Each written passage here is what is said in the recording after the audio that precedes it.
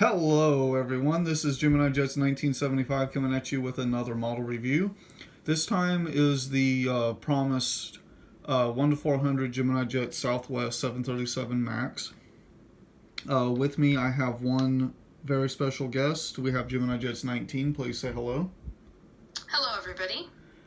Gemini Jets 19 has not been in a model review or video with me in quite some time, so Yeah, this it's is been a while. yeah, so this is kind of a I don't know what you'd call it, but anyway, a this hopefully the starting of more collaborations. But anyway, before I get started, I move the model out of the way, and if you would like to ask a trivia question while I'm reviewing the model, you could re-inaugurate trivia questions, and I would be more than happy to ask a question if you have one in mind. Okay. So up at the top corner, of course, is Gemini Jets and all of that good stuff. Down here you have Southwest, there's the heart logo, and Boeing 737 MAX 8. Now, this is an incredibly detailed, beautiful model. If you have not gotten your hands on one, I highly recommend doing it as soon as possible. They are sold out at most places, and if you can find one on eBay, the price is only going to go up. So definitely, if you can, I would try to get one. So we have 1 to 400 scale diecast model, superior quality as real as it gets features, you know that story. This is item number GJSWA 1676. There's the barcode, not suitable for children under 14. And then the same as the opposite side. And there's, of course, the Southwest titles and logo. Alright, on the back you have, of course, the same thing. GeminiJets.com for future releases. And then Facebook.com/GeminiJets if you want to check out any other information from Gemini Jets. Right here, 2017 release, Las Vegas, Nevada. Alright, so got the box out of the way. Now for the best part, I'm going to try to go into as much detail as possible because that is only deserving of such a highly detailed, fantastic model. So bear with me. Right here you have the cockpit windows. There's your windshield wipers. There's your nose cone, of course. If you look really closely, you can see right below the cockpit windows are your pitot tubes.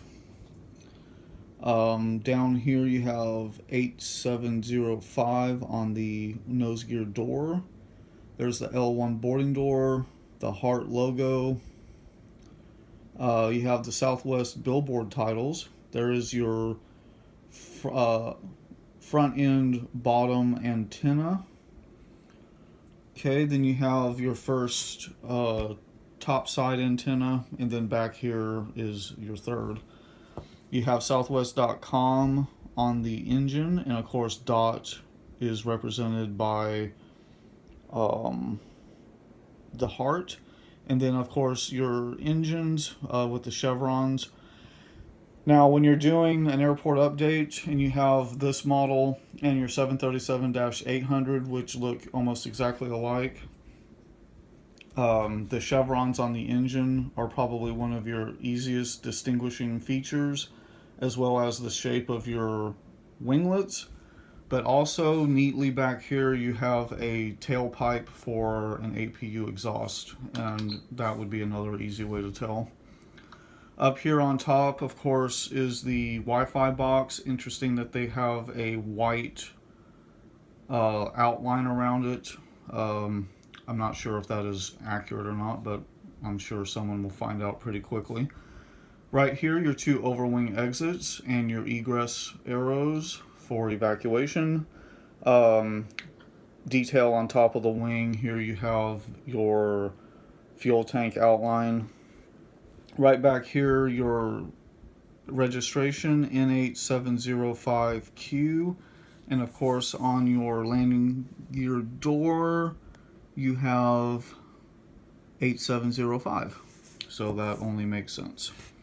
All right, and then you have the American flag right there on the base of the tail in the beautiful Southwest livery. And then there's your rear catering door. Back here you have the horizontal stabilizers and the before mentioned APU exhaust pipe back here in the back.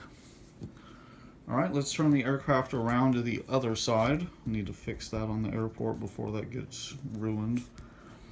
Okay. You have pretty much the exact same thing, but somewhere on here you have, there's your rear, your rear luggage door compartment, and there should be one up front, but maybe not. Yep, there it is. Very hard to see because of the dark blue color on the fuselage, but you can see it. All right. Now, I believe that is it for the top side of the aircraft.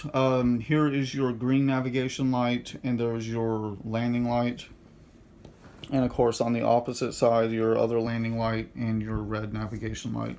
But like I said, when you're doing an airport update, if you can see what the winglets look like of the aircraft that you are saying, then this one has the kind of, compared to other winglets, it's different. So that would be one way to tell it apart. Okay, if you turn the aircraft over, you do have, let's see, back here, Max8 under the nose, and then your nose gear and the door. You have detail on the bottom side, these lights and beacons, and then the heart logo. There's your underside of the engines, and here is your stand hole and the very small and much appreciated small size Gemini Jets logo. Here's your underside wing detail, your main gear. One thing that has changed a little bit on this 737 mold versus others, on your main gear, in the holes where the gear would be stowed, it looks like there's two metal pieces inserted into the holes versus before when they were empty. So not quite sure about what that means. It's probably part of the landing gear assembly that they glue onto this, but that's kind of one change. There's your nice underwing details. Come down here. Not too many beacons. They're probably on here, or they may be, but because of the dark coloration of the livery, that's kind of hard to say if they're on there or not.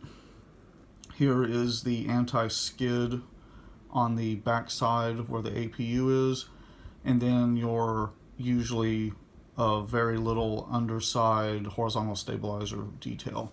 One thing I will say about this model, other than what I've said before, as in other 737 models, okay, your surfaces are actually metal. The tail is definitely metal. The rear horizontal stabilizers, if they are still plastic, it's a very hard plastic, but I believe it is metal because it's not flimsy like they are on previous 737 models.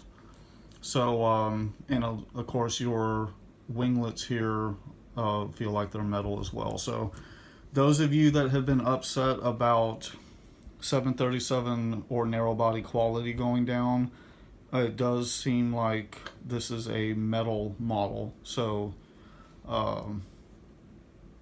you can, use that as a deciding factor on whether to get one or not if you wish. All right, Gemini Jets 19, anything you would like to add before we end the video? Please subscribe to me, Gemini Jets 19, and Gemini Jets 1975. We both have amazing content.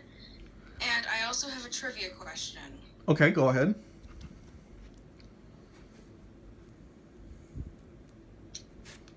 Whenever you're ready.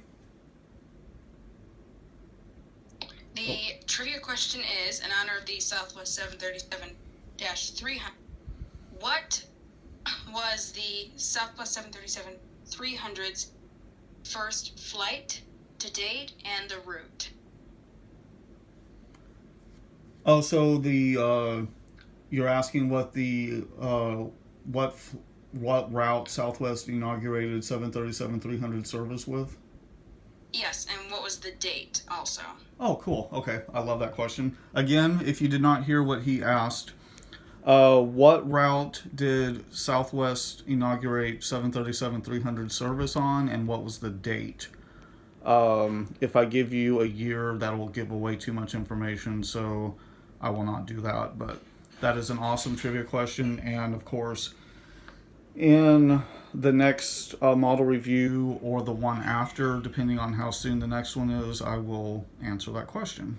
So thank you, Gemini Jets 19. And just as he said, thank you so much. Please subscribe to Gemini Jets 19. He's got amazing content. You will not be disappointed.